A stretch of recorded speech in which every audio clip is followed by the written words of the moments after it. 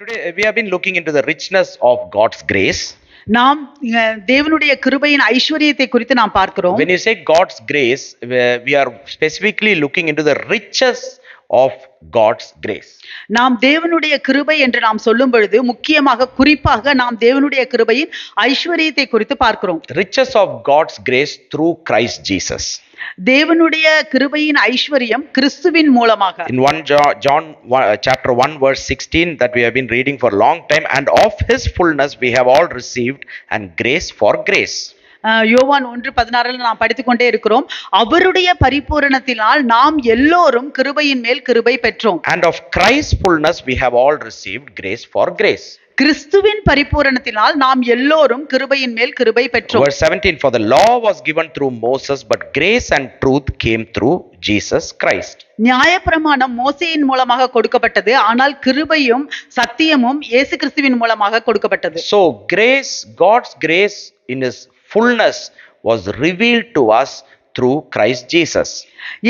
தேவனுடைய அந்த நிறைவானது பரிபூரணமானது இயேசு கிறிஸ்துவின் மூலமாக நமக்கு வெளிப்படுத்தப்பட்டது. It is very important for us to understand the riches of his grace. நாம் தேவனுடைய கிருபையின் ஐஸ்வரியத்தை நாம் புரிந்து கொள்வது மிகவும் முக்கியமானது. Sometimes we all know this verse grace. We all know this word grace. But knowing the riches of his grace is what the Lord wants to guide us into. நமக்கு எல்லோருக்குமே கிருபை என்கிற வார்த்தை நமக்கு எல்லோருக்குமே தெரியும், கிருபை என்று தெரியும். ஆனால் அந்த கிருபையின் ஐஸ்வரியத்தை நாம் அறிந்து கொள்ள வேண்டும் என்பது தேவனுடைய விருப்பம். In Ephesians chapter 1 verse 7, எபேசியர் 1:7 வசனம். In Ephesians chapter 1 verse 7, Apostle Paul is saying to the Ephesian church, in him we have redemption through his blood, the forgiveness of sins according to the riches of his grace. அப்போஸ்தலர் பவுல் சொல்லுகிறார் எபேசியர் 1:7 வசனத்துல, அவருடைய கிருபையின் ஐஸ்வரியத்தின்படியே இவருடைய இரத்தத்தினாலே பாவ மன்னிப்பாகிய மீட்பு இவருக்குள் நமக்கு உண்டாயிருக்கிறது. So whenever you think about God's grace, the first thing that needs to strike your heart, your mind, your thought is riches. நீங்க எப்பவெல்லாம் தேவனுடைய கிருபையை குறித்து நினைக்கிறீர்களோ, எப்பவெல்லாம் தேவனுடைய கிருபையை குறித்து பார்க்கும் போதெல்லாம் உங்களுடைய மனதில் முதலாவது வர வேண்டியது அவருடைய ஐஸ்வர்யம். The riches of his grace. அவருடைய கிருபையின் ஐஸ்வர்யம். The richness of his grace. அவருடைய கிருபையின் ஐஸ்வரியத்தை குறித்து நினைக்க வேண்டும். And the apostle Paul had wanted to convey this to every of the believers. அப்போஸ்தலர் பவுல் எல்லா விசுவாசிகளுக்கும் இதை சொல்ல வேண்டும் என்று அவர் விரும்புகிறார். He so much emphasized about God's grace in his life, and also God's grace in each and every one whom he met. அவருடைய வாழ்க்கையில தேவனுடைய கிருபை எவ்வளவு அதிகமாக இருக்கிறது என்பதையும் அவர் முக்கியத்துவம் கொடுக்கிறார். அதே நேரத்தில் அவர் சந்திக்கிற ஒவ்வொருவர் மீதும் தேவனுடைய கிருபை இருப்பதை குறித்தும் அவர் சொல்லுகிறார். In Ephesians chapter 2 and verse 4, எபேசியர் 2:4, but God who is rich in mercy because of his great love with which he loved us, and then he carries on and says in verse 7, all of this he says about the richness of God's mercy in his life, in our life. He says that in verse 4, yeah. 4வது வசனத்துல, தேவனோ இரக்கத்தில் ஐஸ்வர்யம் உள்ளவராய் நம்மில் அன்பு கூர்ந்த தம்முடைய மிகுந்த அன்பினாலே, அவர் தொடர்ந்து அவருடைய இரக்கத்தில் ஐஸ்வர்யத்தை குறித்து அவர் சொல்லுகிறார். And then he says in verse 7 that richness, that grace of God is so that in the ages to come, in verse 7, that in the ages to come he might show the exceeding riches of his grace in his kindness towards us in Christ Jesus. இதுல தமிழ்ல 6வது வசனம், கிறிஸ்து இயேசுவுக்குள் அவர் தம்மிடத்தில் வைத்த தயவினாலே தம்முடைய கிருபையின் மகா மேன்மையான ஐஸ்வர்யத்தை வரும் காலங்களில் விளங்க செய்வதற்காக. So here apostle Paul had one motive. இங்கே அப்போஸ்தலர் பவுலுக்கு ஒரு நோக்கம் தான் இருக்கிறது. That in the ages to come, வரும் காலங்களில் God might show the exceeding riches of his grace towards us. தம்முடைய கிருபையின் மகா மேன்மையான ஐஸ்வர்யத்தை நமக்கு விளங்க செய்வதற்காக. We all might be ready to be walking or coming under God's grace. God be gracious to me. நாம் எல்லோரும் தேவன் என்மேல் கிருபையுள்ளவராக இருக்கிறார் என்று அவருடைய கிருபையின் கீழ் வருகிறவர்களாக இருக்கலாம். But sometimes we might be lacking or not interested in knowing the riches of God's grace in our life. ஆனால் சில நேரங்களில் தேவனுடைய கிருபையின் ஐஸ்வர்யம் நம்மளுடைய வாழ்க்கையில் இருப்பதை நாம் அறிந்து கொள்ளாமல் இருக்கலாம். In Apostle Paul's life, the riches of God's grace gripped him. It just blew him over. It just taken over his complete thought and his very being. அப்போஸ்தலர் பவுலுடைய வாழ்க்கையில தேவனுடைய கிருபையின் ஐஸ்வர்யம் அவரை அப்படியே பற்றி கொண்டது. அது அவருக்கு மிகவும் சந்தோஷமாக இருந்தது. அவருடைய எண்ணங்கள், அவருடைய எல்லாவற்றிலும் அது அப்படியே எடுத்துக்கொண்டது அந்த தேவனுடைய கிருபையின் ஐஸ்வர்யம். What was the effect of the riches of God's grace in Apostle Paul's life? அப்போஸ்தலர் பவுலுடைய வாழ்க்கையில அந்த தேவனுடைய கிருபையின் ஐஸ்வர்யத்தின் பலன் என்ன? In 1 Corinthians chapter 15, 1 கொரிந்தியர் 15, in 1 Corinthians chapter 15 verses 9 to 11, 1 கொரிந்தியர் 15 9 இருந்து 11 வரைக்கும், here Apostle Paul says, இங்கே அப்போஸ்தலர் பவுல் சொல்லுகிறார், "For I am the least of the apostles, who am not worthy to be called an apostle, because I persecuted the church of God." நான் அப்போஸ்தலர் எல்லோரிலும் சிறியவனாய் இருக்கிறேன். தேவனுடைய சபையை துன்பப்படுத்தினதினாலே நான் அப்போஸ்தலன் என்று பெயர் பெறுவதற்கும் பாத்திரன் அல்ல. So here he's clearly saying who he is. He is the least of the apostles among all the other apostles. இங்கே அவர் மிகவும் தெளிவாக சொல்லுகிறார் அவர் யார் என்று. அவர் எல்லா அப்போஸ்தலர்களை காட்டிலும் அவர் மிகவும் சிறியவனாக இருக்கிறார் என்று சொல்கிறார். And he says, "Who am not worthy to be called an apostle, because I persecuted the church of God." அவர் மேலும் அவர் சொல்லுகிறார், நான் அப்போஸ்தலர் என்று பெயர் பெறுவதற்கு கூட நான் பாத்திரன் அல்ல, ஏனென்றால் நான் சபைகளை நான் துன்புறுத்தினேன். In verse 10 he says, his tone changes, "But by the grace of God I am what I am." ஆனால் 10வது வசனத்துல அவருடைய குரல் மாறுகிறது. ஆகிலும் நான் இருக்கிறது தேவ கிருபையினாலே இருக்கிறேன். And his grace towards me was not in vain. அவர் எனக்கு அருளிய கிருபை விருதாவாய் இருக்கவில்லை. But I labored more abundantly than they all, yet not I, but the grace of God which was with me. அவர்கள் எல்லோரிலும் நான் அதிகமாய் பிரயாசப்பட்டேன், ஆகிலும் நான் அல்ல, என்னுடனே இருக்கிற தேவ கிருபையே அப்படி செய்தது. Verse 11, "Therefore whether it was I or they, so we preach, and so you believed." ஆகையால் 11வது வசனம், ஆகையால் நானாகிலும் அவர்களாகிலும் இப்படியே பிரசங்கித்து வருகிறோம், நீங்களும் இப்படியே விசுவாசித்திருக்கிறீர்கள். So here apostles Paul are saying that I am the least of the apostle, one word worthy to be called an apostle, because above all I was the one who was persecuting the church of Christ, the church of God. I was the one who was literally persecuting and killing and going against God's plan. இங்கே அப்போஸ்தலர் பவுல் சொல்கிறார், நான் எல்லா அப்போஸ்தலரிலும் நான் சிறியவனாய் இருக்கிறேன்.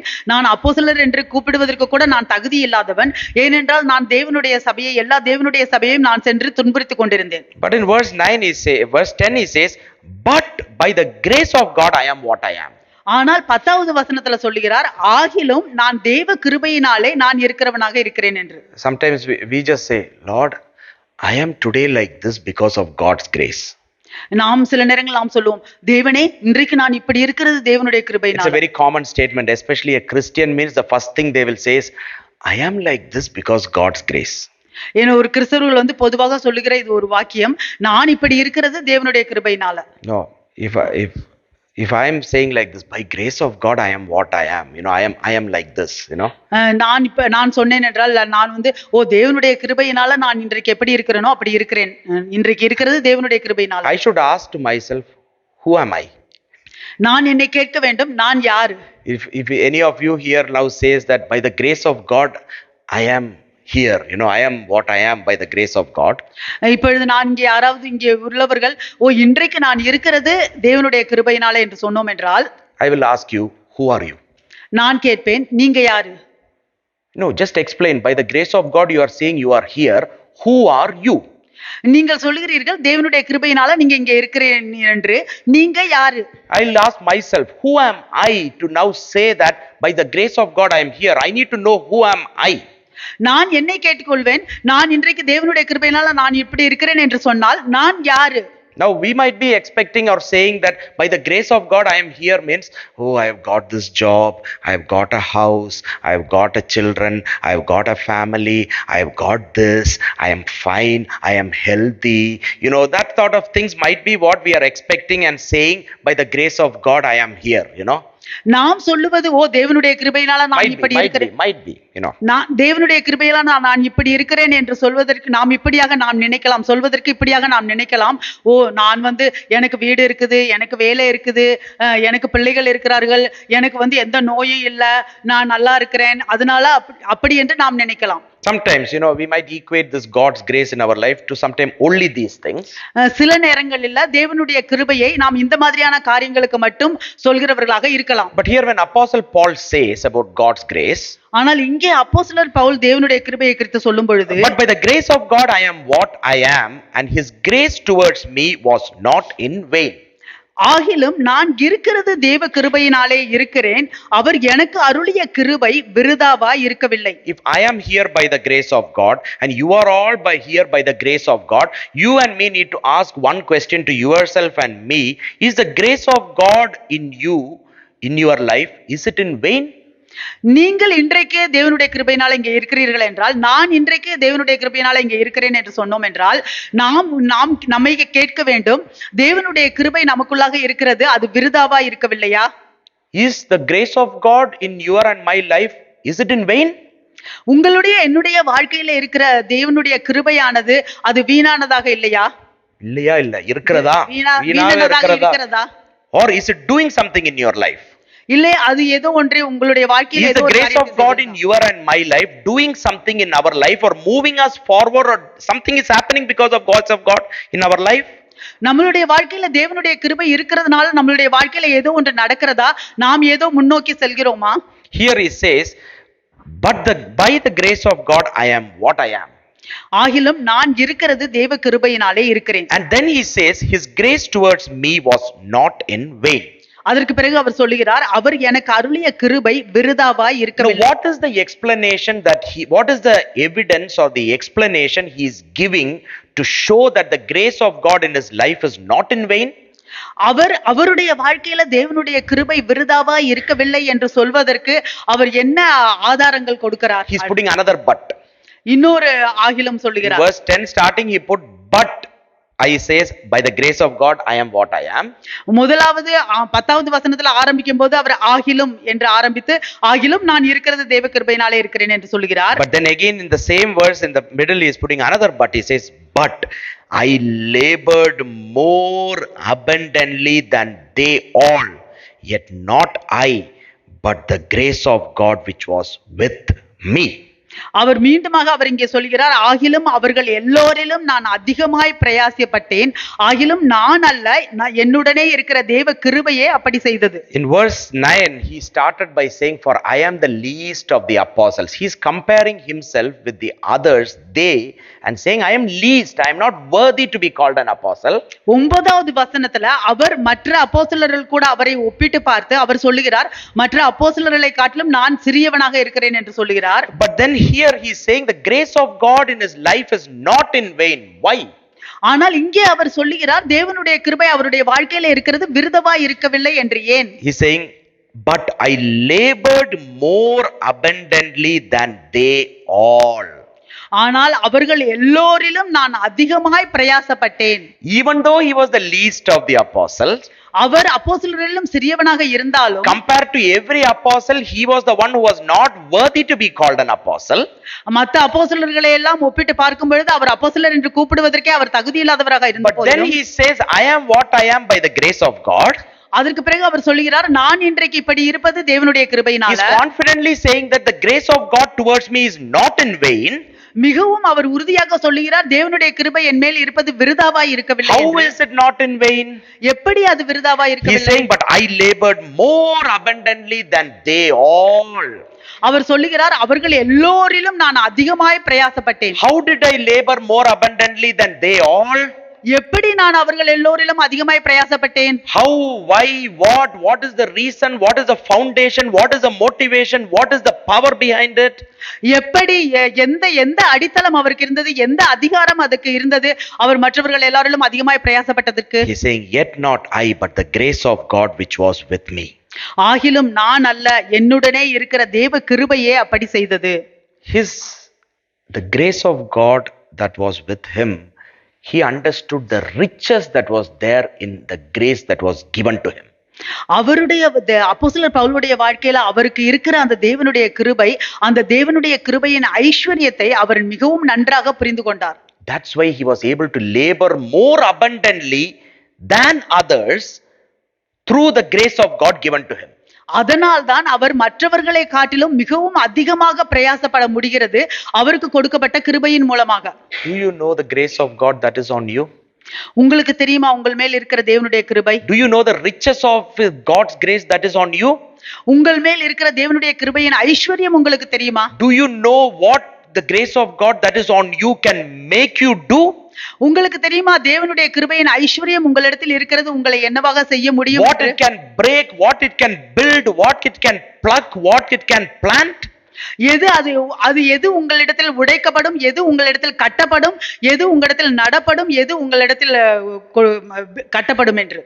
That is why Apostle Paul said, the grace of God in me is not in vain at all. அதனால்தான் அப்போஸ்தலர் பவுல் சொல்லுகிறார், என்னிடத்தில் இருக்கிற தேவனுடைய கிருபை அது விருதாவாய் இருக்கவில்லை என்று. The riches of God's grace in your life can make you run more efficiently, more faster, more effectively than what you are now. உங்களுடைய வாழ்க்கையில் உங்களிடத்தில் இருக்கிற தேவனுடைய கிருபையின் ஐஸ்வர்யமானது அது உங்களை இன்னும் அதிகமாக ஓட பண்ணும், இன்னும் அதிகமாக பலனை கொடுக்க செய்யும், இன்னும் அதிகமாக விளைவுகளை காண்பிக்கும். It will make you labor more abundantly by his grace alone. அவருடைய கிருபையினால் மாத்திரமே உங்களை இன்னும் அதிகமாக அது பிரயாசம் பண்ண வைக்கும். Praise the Lord. தேவனுக்கு ஸ்தோத்திரம். Most of the time or some of the times or many of the times grace of God is for us to sit in a corner and say, Lord, thank you for your grace, and sit in a place and enjoy our sitting. You know, that's it. Might be a bit just sit that we cannot do anything, but thank you for your grace. பல நேரங்களில் இல்லை, சில நேரங்களில் நமக்கு தேவனுடைய கிருபையானது நாம் போய் ஒரு மூலையில உட்கார்ந்து கொண்டு, ஓ தேவனே எனக்கு கொடுத்த கிருபைக்காக நன்றி ஆண்டவரே, என்னால ஒண்ணும் செய்ய முடியல, ஆனா தேவனுடைய கிருபைக்காக நன்றி என்று நாம் சொல்லிக்கொண்டு ஒரு மூலையில் இருக்கிறவர்களாக. That was a problem even at the time of the apostles, but he wanted to reveal to all the people the riches of God's grace in their life. அது அந்த அப்போஸ்தலர்கள் நாட்களிலும் அது ஒரு பிரச்சனையாக இருந்தது. ஆனால் அப்போஸ்தலர் பவுல் தேவனுடைய கிருபையின் ஐஸ்வர்யத்தை அவர்களுடைய வாழ்க்கையில் இருக்கிறதை அவர்களுக்கெல்லாம் வெளிப்படுத்த விரும்பினார். And then when he is saying about the riches of his grace, அவருடைய கிருபையின் ஐஸ்வர்யத்தை அவர் சொல்லும் பொழுது, he is saying about what God wanted to do in his life or through him, through the riches of his grace. அவருடைய அந்த இயேசு கிறிஸ்துவினுடைய அந்த கிருபையின் ஐஸ்வர்யத்தை கொண்டு அவருடைய வாழ்க்கையிலும் அவர் மூலமாகவும் தேவன் என்ன செய்ய போகிறார் என்பதையும் அவர் சொல்லுகிறார். See, if we all have lots of riches, நமக்கு எல்லோருக்கும் நிறைய ஐஸ்வர்யம் இருக்கிறது. இருந்தால் இல்ல இருக்குதுன்னு சொல்ற இருக்கு நான் இல்ல இருந்தால் ஐஸ்வர்யம் இருந்தால், for example in the form of money, pounds, பணத்தினால, and we have 1 million pounds, நமக்கு வந்து 1 million pounds இருக்கு. We will just say, okay, I have 1 million pounds, I am rich. நாம் சொல்லுவோம் எனக்கு 1 million pounds இருக்கு, நான் மிகவும் ஐஸ்வர்யன், நான் ஐஸ்வர்யவான் என்று சொல்லுவோம். You know, we'll just say like that might be, but unless otherwise we know what that 1 million pound that you have, you can do through that 1 million pound, that 1 million is still a waste only. நீங்கள் வந்து அந்த உங்களிடத்தில் இருக்கிற அந்த 1 million pounds-ஐ வச்சுக்கொண்டு அதன் மூலமாக என்ன செய்ய முடியும் என்று நீங்கள் தெரியவில்லை என்றால் அந்த 1 million pounds இருந்தாலும் அது வீண்தான். That 1 million pound will be in your bank. Might be you'll get some interest, might be okay. I'm not speaking about interest now. You're keeping in your box, in your house, under the bed or inside the pillow. அந்த பணத்தை வந்து பேங்க்ல இருக்கும், இல்ல உங்க வீட்டுல வந்து ஒரு பாக்ஸ்ல போட்டு பில்லோக்கு கீழே வச்சிருப்பீங்க.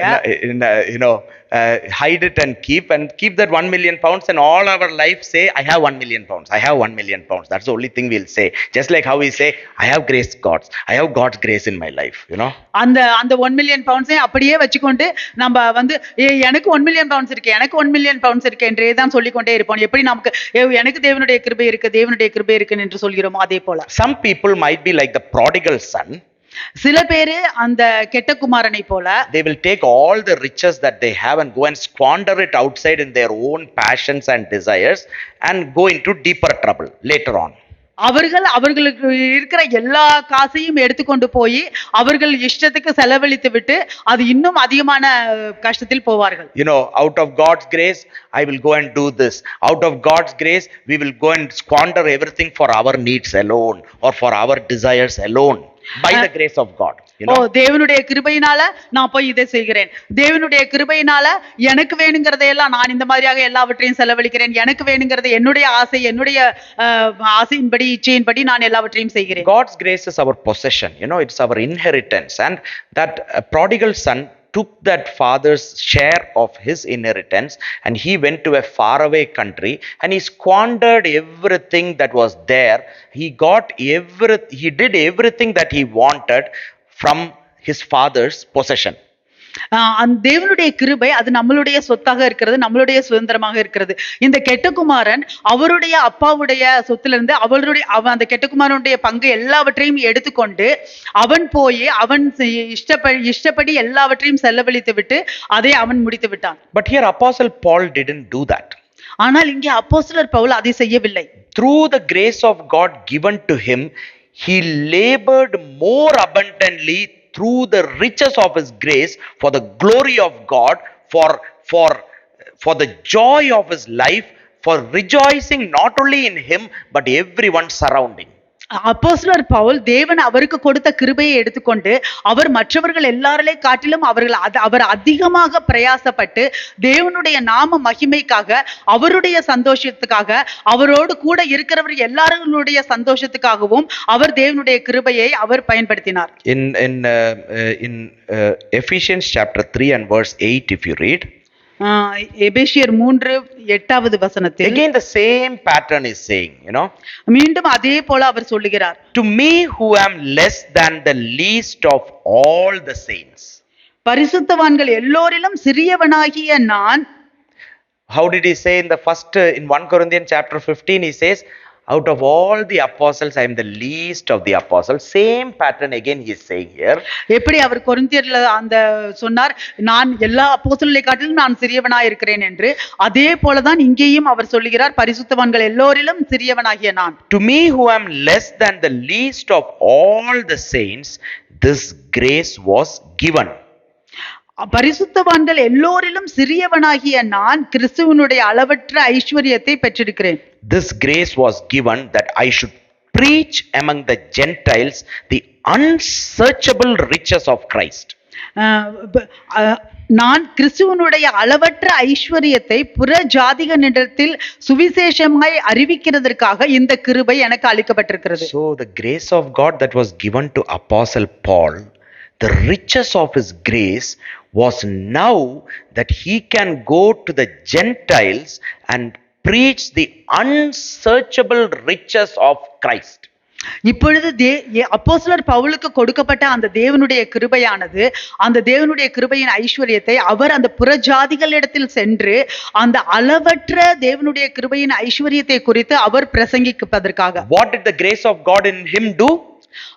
அவரிடத்தில் இருக்கிற தேவனுடைய கிருபை என்ன செய்கிறது? Make him preach the unsearchable riches of Christ to others. அளவற்ற தேவனுடைய கிருபையின் ஐஸ்வரியத்தை மற்றவர்களுக்கு பிரசங்கிக்க வைக்கிறது. That made him go to places. அது அவர் பல இடங்களுக்கு அவரை கொண்டு செல்கிறது. That made him do lots of sacrifices. அது பல தியாகங்களை அவரை செய்ய வைக்கிறது. That made him suffer sufferings. அவர் துன்பங்களுக்குள் செல்வதற்கும் அது வைக்கிறது. That made him suffer sufferings. அந்த துன்பங்களை எல்லாம் துன்பப்படவும் அது வைக்கிறது. துன்பத்தை எல்லாம் தாங்கிறதுக்கு அது வெச்சது, to suffer sufferings. துன்பங்களை எல்லாம் தாங்க வைக்கிறது. It is also making him overcome all the tears that he is passing through, even a tearful situation. The grace of God makes him go forward with his strength. அவர் என்ன மாதிரியான அவர் கண்ணீரை சிந்துகிற சூழ்நிலைகளில் இருந்த பொழுதும் அந்த சூழ்நிலையெல்லாம் தேவனுடைய கிருபையானது அது கடந்து செல்ல வைக்கிறது. Made him overcome famines. அந்த பஞ்சங்களை எல்லாம் மேற்கொள்ள அது வைக்கிறது. Made him overcome nakedness in his life. அவருடைய வாழ்க்கையில் இருக்கிற நிர்வாணத்தை எல்லாம் அது மேற்கொள்ள வைக்கிறது. So that now he can labor for God through the very purpose why the grace of God was given to him. அப்பொழுது அவர் தேவனுக்குள்ளாக அவர் அதிகமாக பிரயாசப்பட முடியும். எந்த நோக்கத்துக்காக அவருக்கு தேவனுடைய கிருபை கொடுக்கப்பட்டதோ அதற்காக. Now I just want to put forward this question today. இன்றைக்கு நான் இந்த கேள்வியை உங்களுக்கு வைக்கிறேன். Why was the grace of God being given to you? உங்களுக்கு எதற்காக தேவனுடைய கிருபை கொடுக்கப்பட்டது? Have you asked this question to yourself? நீங்கள் உங்களிடத்திலேயே இந்த கேள்வியை கேட்டுக்கொண்டீர்களா? Why was the grace of God being given to you? எதற்காக தேவனுடைய கிருபை உங்களுக்கு கொடுக்கப்பட்டது? Does the answer that you give satisfy yourself? அதற்கு பதில் உங்களை நீங்கள் திருப்தி பண்ணிக்கொள்ளவா? Does the answer that your heart giving satisfying you? உங்களுக்குள் உங்களுடைய இருதயம் சொல்லுகிறது உங்களை திருப்தி பண்ண என்ற அந்த பதில் உங்களுக்கு நீங்க உங்க இருதயம் கொடுக்கிற பதில் உங்களுக்கே திருப்தியா இருக்கா? Is the answer that your heart itself is giving, why the grace of God is upon you, is it satisfying you? தேவனுடைய கிருபை உங்களுக்கு எதற்காக இருக்கிறது என்பதற்கான பதில், அந்த கொடுக்கிற அந்த பதிலானது உங்களுடைய இருதயத்தில் அது உங்களுக்கு அந்த பதில் உங்களுக்கு திருப்தியாக இருக்கிறதா? Is there one satisfying answer that you can give for why the grace of God is upon you? Just say, Lord, thank you, praise the Lord. I'm not saying openly. In your heart you say. நீங்கள் தேவனுடைய கிருபை உங்களுடைய வாழ்க்கையில் எதற்காக கொடுக்கப்பட்டது என்பதற்கு ஒரு திருப்தியான பதில் சொல்ல முடியும் என்றால் நீங்கள் உங்களுடைய இருதயத்திலேயே தேவனிடத்தில் நன்றி செலுத்துங்கள். You don't need to give a satisfying answer to a person. Give that answer to yourself and see you are satisfied with that answer. அந்த திருப்தியான பதிலை நீங்கள் மற்றொரு நபரிடம் கொடுக்க தேவையில்லை. அந்த பதில் உங்களிடத்திலேயே நீங்கள் கொடுத்துக்கொண்டு அந்த பதில் உங்களுக்கு திருப்தியா இருக்கிறதா என்று யோசித்து பாருங்கள். You give your answer to yourself and see how your conscience convicts you or appreciates you. நீங்கள் அந்த பதிலை உங்களுக்கு கொடுத்து நீங்கள் பாருங்கள் உங்களுடைய மனசாட்சி எப்படி அதை உங்களை பாராட்டுகிறதா என்று. Why was the grace of God being given to me? எதற்காக தேவனுடைய கிருபை எனக்கு கொடுக்கப்பட்டது? What is the effect of God's grace in my life? என்னுடைய வாழ்க்கையில தேவனுடைய கிருபையின் பலன் என்ன? I believe Apostle Paul would have thought, pondered, meditated about why God's grace was given to him. நான் விசுவாசிக்கிறேன் அப்போஸ்தலர் பவுல் அவருடைய வாழ்க்கையில எதற்காக தேவனுடைய கிருபை கொடுக்கப்பட்டது என்று அதை குறித்து அவர் தியானித்திருப்பார், அதை குறித்து அவர் ஆராய்ந்து பார்த்திருப்பார். I think he would have spent hours analyzing and meditating and thinking or acknowledging the riches of God's grace in his life. நான் விசுவாசிக்கிறேன் அவர் பல மணிக்கணக்காக தேவனுடைய கிருபை அவருடைய வாழ்க்கையில் கொடுத்ததை குறித்து அவர் ஆராய்ந்து பார்த்திருப்பார், தியானம் பண்ணி இருப்பார், அது மணிக்கணக்காக அவர் அதை யோசித்து பார்த்திருப்பார். So what was the effect of God's grace given to Apostle Paul in his life? அவருடைய அப்போஸ்தலர் பவுலுடைய வாழ்க்கையில அவருக்கு கொடுத்த தேவனுடைய கிருபையின் பலன் என்ன? Firstly, we saw 1 Corinthians chapter 15 verse 9 to 11, he more abundantly labored for God. நாம் 1 கொரிந்தியர் 15:9-11 வரைக்கும் பார்த்தோம். அவர் மிகவும் அதிகமாக தேவனுக்காக பிரயாசப்பட்டார். Secondly, we saw in Ephesians chapter 3 verse 8, இரண்டாவதாக எபேசியர் 3:8 நாம் பார்த்தோம். so that he can now preach the unsearchable riches of Christ to others. அப்பொழுது அவர் கிறிஸ்துவனுடைய அளவற்ற ஐஸ்வரியத்தை புற ஜாதிகளிடத்தில் சுவிசேஷமாய் பிரசங்கிப்பதற்காக. But again I want to just put the third effect of God's grace given to him. மூன்றாவது அவருக்கு கொடுக்கப்பட்ட தேவனுடைய கிருபையின் மூன்றாவது பலன் என்னவென்று நான் சொல்ல விரும்புகிறேன். In 1 Corinthians chapter 9, 1 கொரிந்தியர் 9, in 1 Corinthians chapter 9, 1 கொரிந்தியர் 9 verse 16, 16, for if I preach the gospel, I have nothing to boast of, for necessity is laid upon me. Yes, woe is me if I do not preach the gospel. சுவிசேஷத்தை நான் பிரசங்கித்து வந்தும் மேன்மை பாராட்ட எனக்கு இடமில்லை, அது என்மேல் விழுந்த கடமையாய் இருக்கிறது. சுவிசேஷத்தை நான் பிரசங்கியாதிருந்தால் எனக்கு ஐயோ. And in verse 17 he is saying, for if I do this willingly, I have a reward, but if against my will, I have been entrusted with a stewardship.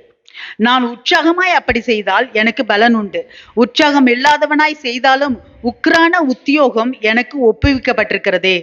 Apostle Paul is quite open in whatever he said. அப்போஸ்தலர் பவுல் அவர் என்னவெல்லாம் சொல்லுகிறாரோ அதில் மிகவும் அது வெளிப்படையாக அவர் சொல்லுகிறார். He is saying that the grace of God that has been given to me, in Ephesians we saw that he is to preach the unsearchable riches of Christ. நாம் பார்த்தோம் அவருக்கு கொடுக்கப்பட்ட கிருபையில் எபேசியர்ல நாம் பார்த்தோம் அப்போஸ்தலர் பவுலுக்கு கொடுக்கப்பட்ட கிருபை கிறிஸ்துவனுடைய அளவற்ற ஐஸ்வர்யத்தை பிரசங்கிப்பதற்காக. So he knew that God's grace was so abundant on him, the persecutor of the church, the most worst or least of the apostles, but the grace given to him is now for him to preach, to give to others the unsearchable riches of Christ. He recognizes it so clearly. அவர் சபைகளை துன்புறுத்துகிறவராக எல்லா அப்போஸ்தலரை காட்டிலும் சிறியவனான அப்போஸ்தலராக இருந்த போதிலும் அவருக்கு கொடுக்கப்பட்ட தேவனுடைய கிருபை அது மிகவும் ஐஸ்வர்யமாக உள்ளது என்பதை அவர் மிகவும் அதிகமாக புரிந்து கொண்டார். Now what is that doing in him? அது என்ன அவருக்குள்ளாக பண்ணுகிறது? Verse 16 is saying, 16 அவர் சொல்லுகிறார், For if I preach the gospel, I have nothing to boast of, for necessity is laid upon me. சுவிசேஷத்தை நான் பிரசங்கித்து வந்தால் மேன்மை பாராட்ட எனக்கு இடமில்லை, அது என் மேல் விழுந்த கடமையாய் இருக்கிறது. The grace of God that is given to you also places a necessity in your life to do something. உங்களுடைய வாழ்க்கையில் உங்க தேவன் கொடுத்த அந்த தேவனுடைய கிருபையானது அது உங்கள் மேல் விழுந்த கடமையாக இருக்கிறது. What is the necessity for me now? இன்றைக்கு என்னுடைய கடமை அது என்ன? My basic needs is my necessity. என்னுடைய அடிப்படை தேவைகள் தான் இன்றைக்கு எனக்கு தேவையாக இருக்கிறது. You know, what is my duties or my necessity in my life is for my survival, for the survival of someone who depends on me, might be to extend that survival limit to more and more generations, and keep some savings. You know, that might be our necessity according to the world. என்னுடைய தேவை என்னுடைய கடமை என்னவென்றால் நான் இன்றைக்கு நான் வாழ வேண்டும், என்னை சார்ந்திருக்கிறவர்களையும் நான் வாழ வைக்க வேண்டும், அதற்கு மேலாக இன்னும் என்னோட தலைமுறைக்கும் நான் அவர்களுக்கு வேண்டியதை நான் செய்ய வேண்டும். There is nothing wrong with that necessity. Basic needs is very important for man. அதுல ஒரு தவறும் இல்லை, ஒரு அடிப்படை தேவைகள் மனிதனுக்கு தேவையானதுதான். But what is the necessity that the grace of God that is given to you place upon you? ஆனால் தேவனுடைய கிருபை உங்களுக்கு கொடுக்கப்பட்டது, உங்கள் மேல் வைத்த அந்த தேவனுடைய கிருபையின் அதன் தேவை என்ன, கடமை என்ன? What is the necessity that the grace of God given to you places upon you?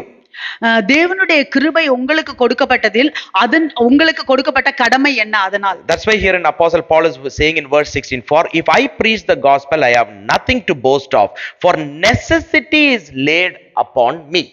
சுவிசேஷத்தை நான் பிரசங்கித்து வந்தும் மேன்மை பாராட்ட எனக்கு இடமில்லை, அது என் மேல் விழுந்த கடமையாய் இருக்கிறது. And then he is going one more step and saying, yes, woe is me if I do not preach the gospel.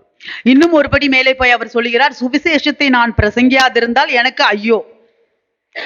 That is because he realized that necessity was placed upon him because of the grace of God given to him.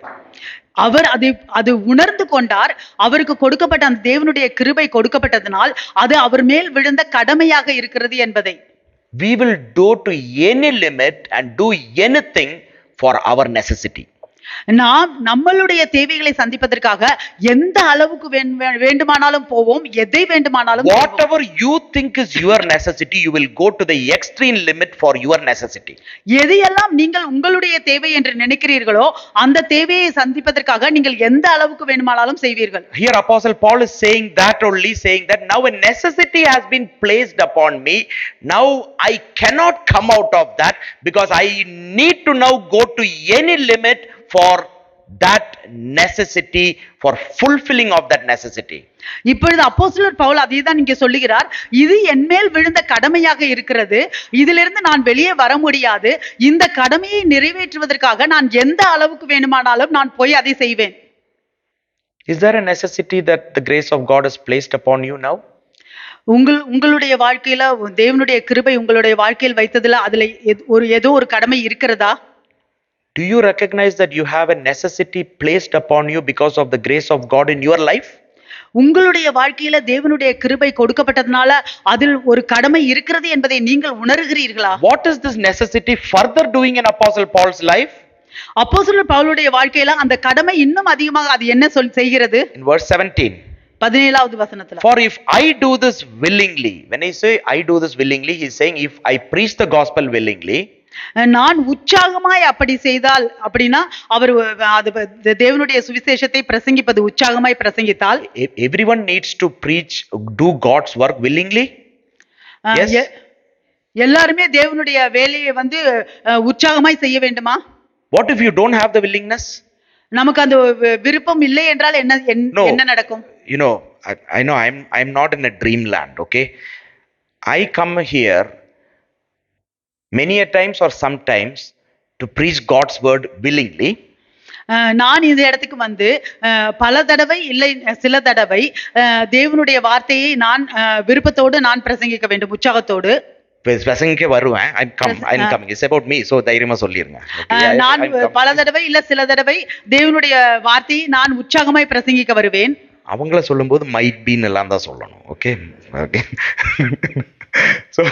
So mostly or sometime I come and willingly preach God's word. பல நேரங்கள்ல நான் வந்து உற்சாகமாய் தேவனுடைய வசனத்தை பிரசங்கிக்கிறேன். But many a times I also come unwillingly to preach God's name. ஆனா பல நேரங்கள்ல நான் வந்து உற்சாகம் இல்லாமலும் வந்து தேவனுடைய வசனத்தை பிரசங்கிக்கிறேன். That's what Apostle Paul is saying here. அதான் அப்போஸ்தலர் பவுல் இங்கே சொல்லுகிறார். Oh, you don't have willingness, then don't do that. That is easy. So whenever we get willingness, we'll come and do. If you are unwilling, don't do. God will accept only a willing thing. God won't accept an unwilling thing. We'll put a theology also behind it. ஓ, உங்களுக்கு விருப்பம் இல்லைன்னா நீங்க வந்து செய்ய வேண்டாம். எப்போ உங்களுக்கு விருப்பமா இருக்குதோ அப்ப வந்து நீங்க செய்தால் போதும். இந்த மாதிரியாக நாம் சொல்றோம். I am willingly want to go into famine. I willingly want to come into tears. I willingly want to face all difficulty for Christ's sake. It is not the case. ஓ, நான் விருப்பத்தோடு நான் வந்து பஞ்சத்துல போக விரும்புகிறேன், நான் விருப்பத்தோடு நான் வந்து கண்ணீரோடு நிற்க விரும்புகிறேன், நான் விருப்பத்தோடு வந்து எல்லா வேலைகளையும் செய்ய விரும்புகிறேன். அப்படி அல்ல. Life is not that. You know, Christian life is not like that. Don't try to cheat yourself by saying that. அது அந்த கிறிஸ்தவ வாழ்க்கை அப்படி அல்ல. நீங்க அப்படி உங்களை அந்த மாதிரியாக சொல்லிக்கொண்டு நீங்கள் உங்களையே ஏமாற்றிக் கொள்ளாதீர்கள். But what Apostle Paul is saying in verse 17. 17வது வசனத்துல அப்போஸ்தலர் பவுல் என்ன சொல்றார்? For if I do this willingly, I will have a reward. நான் உற்சாகமாய் அப்படி செய்தால் எனக்கு பலன் உண்டு. But if against my will, I have been entrusted with a stewardship. உற்சாகம் இல்லாதவனாய் செய்தாலும் உக்கிரான உத்தியோகம் எனக்கு ஒப்புவிக்கப்பட்டிருக்கிறதே. That is what grace of God is doing in his life. அதுதான் தேவனுடைய கிருபை அவருடைய வாழ்க்கையில் செய்கிறது. Whether willingly or unwillingly, the grace of God placed upon him is making him do what is supposed to do. விருப்பத்தோடோ இல்லை விருப்பம் இல்லாமலோ தேவனுடைய கிருபை அவருடைய வாழ்க்கையில் அவருக்கு கொடுக்கப்பட்டது. அவர் என்ன செய்ய வேண்டுமோ அதை செய்ய வைக்கிறது. You know, a very common thing that we all hear. பொதுவான காரியம் நாம் எல்லோரும் கேட்கிறது. I didn't feel like praying and worshiping the Lord today. What is the point in coming here unwillingly? How many of them think like that? You know? எத்தனை பேர் நாம் இப்படியாக நினைப்போம், எனக்கு வந்து இன்றைக்கு நான் தேவனை ஆராதிக்கிறதுக்கு துதிக்கிறதுக்கு எனக்கு அந்த மாதிரி நான் நினைக்கவில்லை, நான் எப்படி விருப்பம் இல்லாமல் வந்து அதை செய்ய முடியும்? Be truthful to yourself. நீங்க உங்களுக்கு உண்மையாக இருங்கள். Phone your boss daily morning and say, I am not feeling like coming to work. So, what is the point in coming and working unwillingly? So I am taking an off.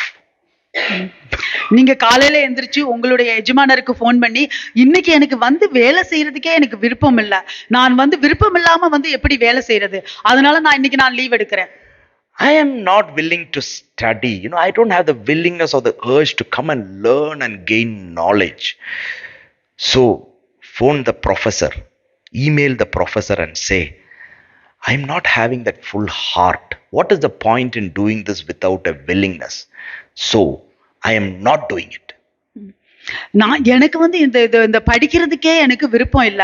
So இன்னைக்கு காலையில எந்திரிச்சோன்னா நீங்க உங்களுடைய ப்ரொஃபஸருக்கு வந்து நீங்க email பண்ணுங்க, இல்ல phone பண்ணுங்க, எனக்கு இன்னைக்கு வந்து நான் இத படிக்கிறதுக்கு எனக்கு என்னுடைய இதயத்துல எனக்கு விருப்பமே இல்ல, அதனால நான் இதை இன்னைக்கு செய்யவில்லை. See, at least be strong in what we are doing. நீங்கள் என்ன செய்கிறீர்களோ அதில் நீங்கள் பலமா இருங்க. If you are doing the same thing to God, do this to your employer also and see how it is. நீங்கள் தேவனிடத்தில் அதை செய்கிறீர்கள் என்றால் மற்ற எல்லா இடத்திலும் அதையே நீங்கள் செய்யுங்கள். I think God will at least appreciate it and there is a chance of redeeming us. தேவன் வந்து உங்களை பாராட்டுவார். நீங்க உங்களை மீட்டெடுக்கிறதுக்கு ஒரு வாய்ப்பாவது இருக்கும். At least Apostle Paul was a persecutor of Christ's church, his people, and he was fervently doing it everywhere. At least that he did right. He was not like seeing his things. He was against Christ. He was against the church of Christ. He persecuted everyone whom he saw. அப்போஸ்தலர் பவுல் அவர் தேவனுடைய சபை எல்லாவற்றையும் அவர் துன்புறுத்துகிறவராக இருந்தார். அவர் அதை எல்லா இடத்திலும் அவர் தொடர்ச்சியாக அதை செய்து கொண்டிருந்தார். So he had a chance of redemption. அவரை மீட்டு எடுக்கிறதுக்கு அவருக்கு வாய்ப்பு இருந்தது. One day God touched him. ஒரு நாள் தேவன் அவரை தொட்டார். He was redeemed. He was enlightened. He completely everything he gave to God. அவர் மனதில் அவர் பிரகாசம் அடைந்தார். அவர் மீட்டு எடுக்கப்பட்டார். அவருக்கு உள்ள எல்லாவற்றையும் தேவனுக்காக ஒப்பு கொடுத்தார். So why don't we also be like that?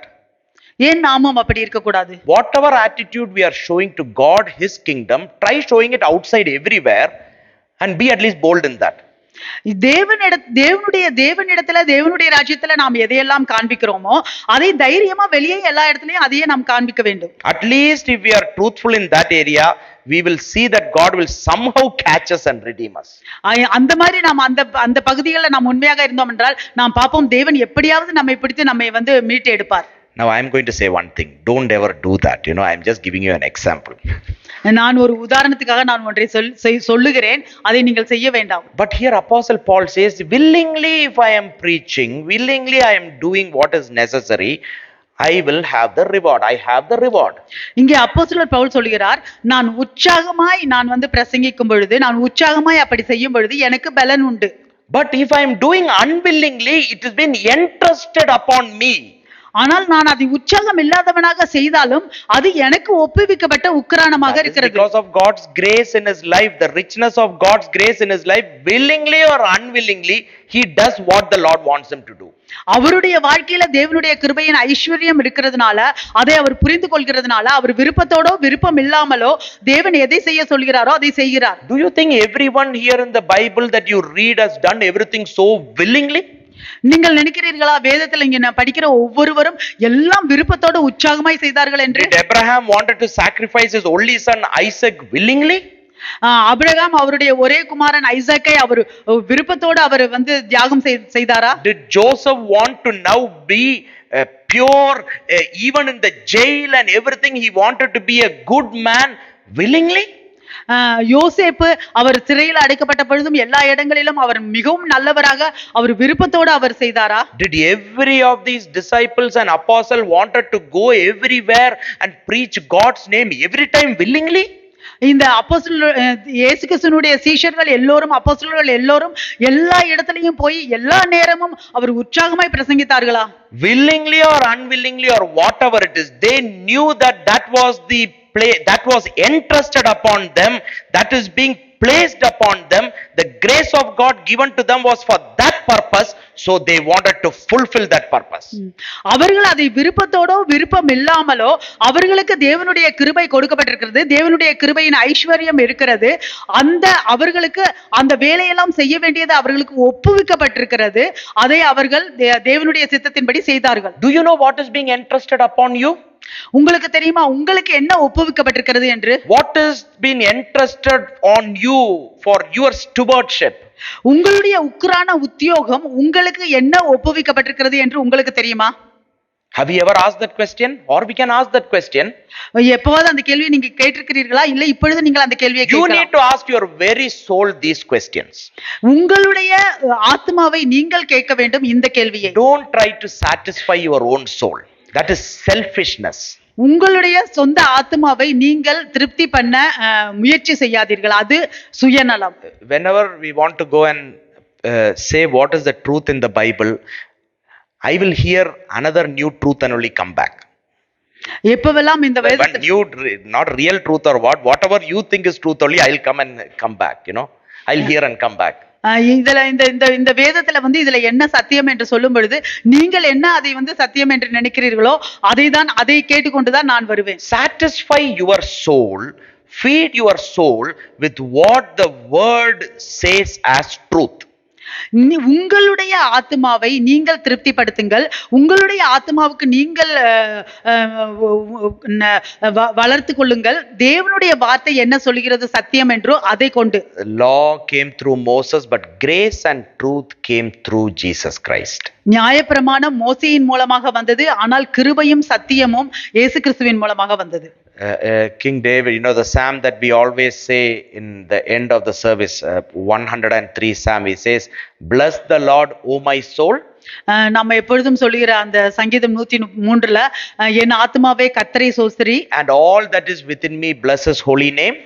என்னிடத்தில் உள்ள எல்லாமே தேவனுடைய பரிசுத்த நாமத்தை சோஸ்திரி. To whom is David speaking?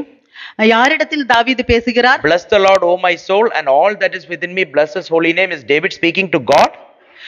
என்னுடைய ஆத்மாவை தேவனை சோஸ்திரி, என்னிடத்தில் உள்ள எல்லாமே தேவனை சோஸ்திரி என்று சொல்லும் பொழுது அது தேவனிடத்தில் அவர் பேசுகிறாரா? He is speaking to his own soul to say, bless the Lord, O my soul. அவர் அவருடைய சொந்த ஆத்மாவிடம் பேசுகிறார், என்னுடைய ஆத்மாவே கர்த்தரை சோஸ்திரி என்று. To every part and cell in his body he is speaking and saying, let everything that is within me bless his holy name. அவருடைய சரீரத்தில் உள்ள ஒவ்வொரு அணுக்களிடமும் ஒவ்வொரு சரீரத்திலும் அவர் பேசுகிறார், என்னிடத்தில் உள்ள எல்லாமே கர்த்தரை சோஸ்திரி என்று. And then he is again saying, bless the Lord, O my soul, speaking to himself. மீண்டுமாக அவர் சொல்கிறார், என்னுடைய ஆத்மாவே கர்த்தரை சோஸ்திரி என்று. And then he is saying to himself, forget not all his benefits. அவர்கிட்டமே சொல்கிறார், அவருடைய நன்மைகளை நீ மறக்காமல் இரு என்று. Now what is he doing? அவர் என்ன செய்கிறார்? He is preaching to his own soul. அவருடைய சொந்த ஆத்மாவுக்கு அவர் பிரசங்கிக்கிறார். He is preaching to himself. அவருக்கே அவர் பிரசங்கித்துக் கொள்கிறார். Have we preached to ourselves through the very truth that we read from God's word? நாம் தேவனுடைய வார்த்தையிலிருந்து படிக்கிற அந்த சத்தியத்தை கொண்டு நமக்கே நாம் பிரசங்கித்திருக்கிறோமா? Have we preached to ourselves? நாம் நமக்கு பிரசங்கித்திருக்கிறோமா? It is very important for us to preach and see how it is. At least preach and see, that's all. இது மிகவும் முக்கியமானது. நாம் நமக்கே பிரசங்கித்து அது என்னவென்று நாம் பார்ப்பது மிகவும் முக்கியமானது. At least it will take us in some right path, you know. அந்த மாதிரியாக நாம் செய்யும் பொழுது அது நம்ம ஒரு சரியான பாதையில் நம்மை எடுத்து செல்வதாக இருக்கலாம். Have you seen the riches of God's grace in our life? நம்மளுடைய வாழ்க்கையில தேவனுடைய கிருபையின் ஐஸ்வரியத்தை நீங்கள் பார்த்திருக்கிறீர்களா? What is the richness of God's grace placed upon you? உங்களுடைய வாழ்க்கையில தேவனுடைய கிருபையின் ஐஸ்வரியம் எதை வைத்திருக்கிறது? Yes, I have read the Bible. ஆமாம், நான் வேதத்தை படித்தேன். Yes, I have prayed. ஆமாம், நான் ஜெபித்தேன். But that is not the question. ஆனால் அது கேள்வி அல்ல. Do you know the riches of God's grace that is placed upon you? உங்களிடத்தில் கொடுக்கப்பட்டிருக்கிற அந்த தேவனுடைய கிருபையின் ஐஸ்வரியத்தை குறித்து உங்களுக்கு தெரியுமா? We are not asking about whether we read the Bible. நாம் வேதத்தை படித்தோமா என்று கேட்கவில்லை. We are not asking about whether you came to church or whether you prayed. Not that the question. நீங்க சபைக்கு வந்தீர்களா, நீங்கள் ஜெபித்தீர்களா என்பது கேள்வி அல்ல. Do you know the riches of God that has been placed upon you is the question. கேள்வி என்னவென்றால் உங்களுடைய வாழ்க்கையில் தேவனுடைய கிருபையின் ஐஸ்வரியம் வைத்திருக்கிறது உங்களுக்கு தெரியுமா? Where is your joy? உங்களுடைய சந்தோஷம் எங்கே இருக்கிறது? Where is the praise and thanksgiving that comes out of your heart? உங்களுடைய இருதயத்திலிருந்து வருகிற அந்த ஆராதனையும் துதியும் எங்கே? Where is the amazement that your heart yourself have about God and his kingdom? தேவனை குறித்தும் தேவனுடைய ராஜ்யத்தை குறித்தும் உங்களுடைய இருதயம் பிரமிப்பாக பார்க்கிறது எங்கே? Are you not amazed of God's grace that has been placed upon your life? உங்களுடைய வாழ்க்கையில தேவனுடைய கிருபை கொடுக்கப்பட்டிருக்கிறதை குறித்து நீங்கள் ஆச்சரியப்படவில்லையா? Are you not amazed that God has chosen you? உங்களை தேவன் தேர்ந்தெடுத்தார் என்று நீங்கள் வியப்பாகவில்லையா? Or not something bubbling within you that now God has his purposes in you? உங்களுக்குள்ள தேவன் அவர் ஒரு திட்டத்தை வைத்திருக்கிறார் என்று உங்களுக்குள்ளாக ஒரு சந்தோஷம் வரவில்லையா? You know what? Many reasons for complaining, grumbling, murmuring, dissatisfaction.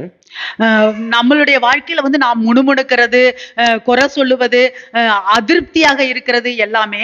And so great our misery is because நம்மளுடைய துன்பம் மிகவும் அதிகமாக இருக்கிறது. ஏனென்றால் because we are not looking unto or focusing unto what God has given you.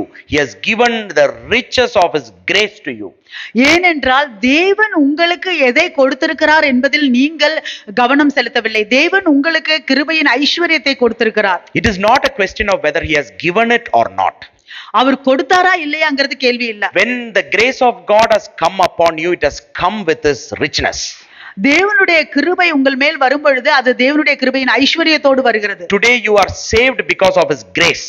இன்றைக்கு நீங்கள் ரட்சிக்கப்பட்டீர்கள் அவருடைய கிருபையினால். Today even if you are rejecting God, you are alive today because of His grace. இன்றைக்கு நீங்கள் தேவனை நீங்கள் மறுதலிக்கிறீர்கள் என்றாலும் நீங்கள் இன்றைக்கு உயிரோடு இருக்கிறீர்கள் என்றால் தேவனுடைய கிருபையினால். So when God's grace has touched you, it has touched you with its richness.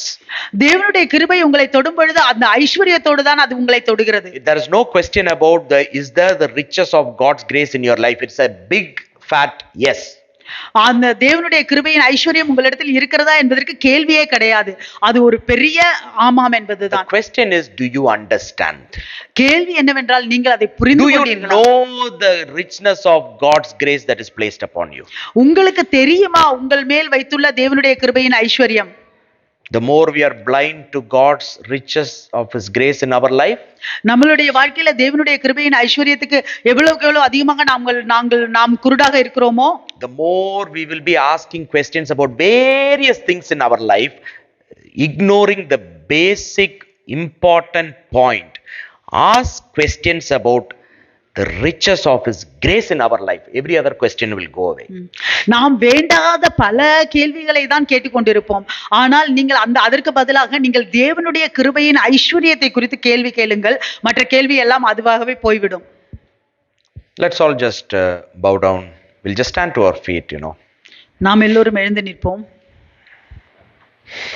Lord, I just want to thank you, Lord, for the riches of your grace on each and everyone's life here, Lord. Lord, we just want to thank the Lord. Thank you, Lord, for this church, for everyone here, Lord.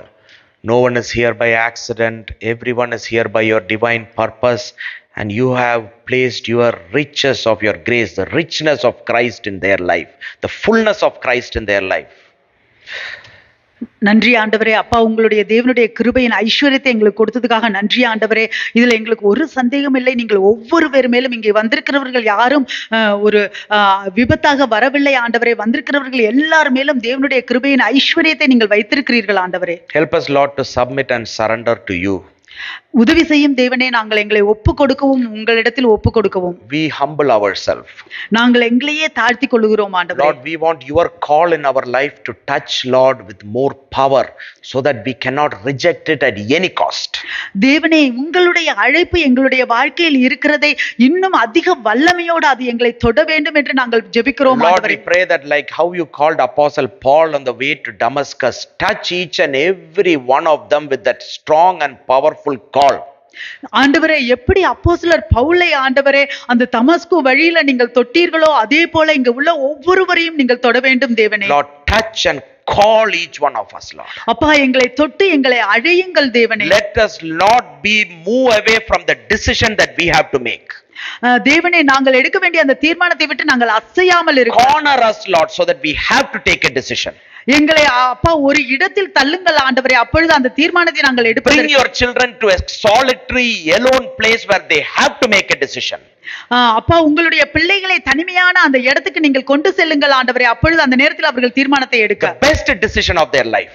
அவர்களுடைய வாழ்க்கையில் அது ஒரு சிறந்த தீர்மானமாக இருக்கும். So that, Lord, there will be an end to many things that we are unwantingly suffering. அப்பொழுது ஆண்டவரே, நாங்கள் தேவையில்லாமல் துன்பப்படுகிற எல்லா காரியங்களுக்கும் ஒரு முடிவு வரும். We want to submit to your call today. அப்பா, இன்றைக்கு உங்களுடைய அழைப்புக்கு நாங்கள் எங்களை ஒப்புக் கொடுக்க விரும்புகிறோம். Let's all just close our eyes today. நாம் எல்லோரும் கண்களை மூடுவோம். If anyone here want to submit your life to the Lord, saying, Lord, I just want to submit myself completely to you. யாராவது ஒருவர் இந்த இடத்தில் தேவனிடத்தில் உங்களை ஒப்புக் கொடுக்க வேண்டும், உங்களுடைய வாழ்க்கையை ஒப்புக் கொடுக்க வேண்டும் என்றால் நீங்கள் சொல்லுங்கள், தேவனே, நான் முற்று முழுவதுமாக என்னை ஒப்புக் கொடுக்கிறேன். I didn't care about you till this time. இந்த நேரம் வரைக்கும் நான் உங்களை தெரியாமல் இருந்தேன். I just thought I cared about you, but I was leading my own life. நான் நினைத்தேன் நான் உங்களை குறித்து அக்கறையாக இருக்கிறேன் என்று, உங்களை தெரிந்து கொண்டேன் என்று. ஆனால் என்னுடைய சொந்த வாழ்க்கையை நான் வாழ்ந்து கொண்டிருக்கிறேன். But I just want to come completely to you. ஆனால் நான் முழுவதுமாக உங்களிடத்தில் வர விரும்புகிறேன் தேவனே. I want to know the grace of God that has been placed upon me, the riches. என்னிடத்தில் உள்ள தேவனுடைய கிருபையையும் தேவனுடைய கிருபையின் ஐஸ்வர்யத்தையும் நான் தெரிந்து கொள்ள விரும்புகிறேன் தேவனே. Let's everyone be closed. If anyone wants to just submit, you just lift up your hands only for me to see. எல்லோரும் கண்களை மூடுங்கள். நீங்கள் யாரு ஒருவர் ஒப்புக் கொடுக்கிறீர்களோ அவர்கள் நீங்கள் உங்கள் கைகளை உயர்த்தலாம். So that I can see and we can pray. அப்பொழுது உங்களுக்காக ஜெபிக்கலாம். Yeah, you can just put your hands down and I'll just pray. Lord, I just want to pray for everyone here, but especially, Lord, for your dear children who has willingly and putting aside everything as Lord submitted to you as an acknowledgement, they lifted up their hands. Lord, we pray for your dear children. Touch them, Lord. Lord, there are great benefits that comes through your grace. There are great blessings that come through your grace. There is, Lord, a divine favor, divine life that you guide your children into. So today, Lord, let, Lord, your grace, Lord, your revelation of your grace, spirit of wisdom, spirit of revelation in their life, that they will see you. They will, Lord, read your word. Lord, they will, Lord, get up in the morning and walk as in a close union with you, as if they have not walked before, Lord. Lord, in a new way they'll walk. Just like how the prodigal son walked, Lord. He walked with the robe. He walked with the shoes. He walked with that ring. Lord, let your children today walk, Lord, with that robe that you have given them, with that ring of authority that you have given them, with the shoes, oh Father, that is going to take them places, Lord. You anoint them. You anoint them, Lord. You anoint their generation. You, Lord, set apart their generation, Lord. Lord, when you set apart, oh Father, who can, Lord, pluck it away? Lord, you touch them. You touch each and everyone here. Give them an effective call in their life, Lord. Lord, call your children more. Lord, thank you. Thank you, Lord. Thank you, Lord. Thank you for your grace that is in, Lord, your children's life. We just want to glorify your name. We just want to thank you right from the little children to the elderly. Bless and strengthen. In Jesus' name, amen.